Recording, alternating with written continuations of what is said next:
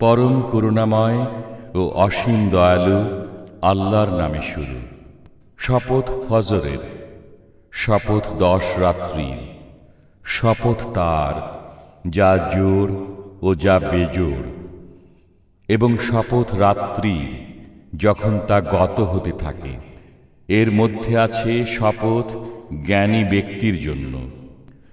আপনি কি লক্ষ্য করেননি আপনার পালনকর্তা আদ বংশের ইরাম গোত্রের সাথে কি আচরণ করেছিলেন, যাদের দৈহিক গঠন স্তম্ভ ও খুঁটির মতো দীর্ঘ ছিল, এবং যাদের সমান শক্তি ও বলবীর্যে সারা বিশ্বের শহরসমূহে কোনো লোক সৃজিত হয়নি।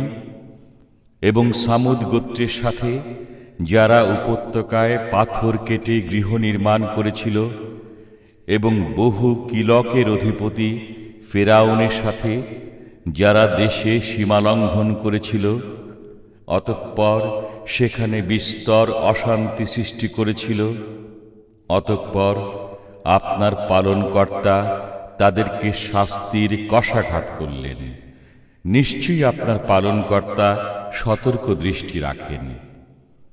মানুষ এমন যে, যখন তার পালনকর্তা তাকে পরীক্ষা করেন, অতঃপর সম্মান ও অনুগ্রহ দান করেন, তখন বলে, আমার পালনকর্তা আমাকে সম্মান দান করেছেন।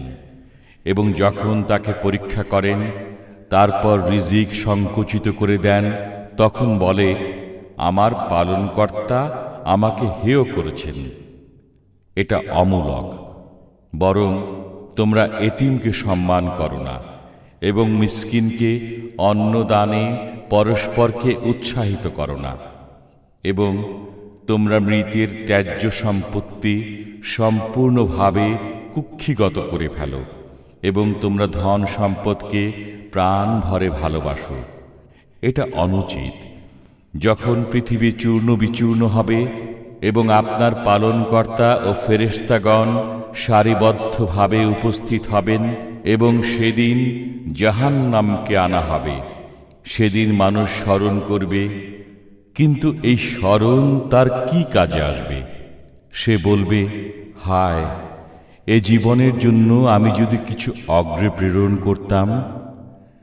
সেদিন তার শাস্তির মতো শাস্তি কেউ দেবে না, এবং তার বন্ধনের মতো বন্ধন কেউ দেবে না।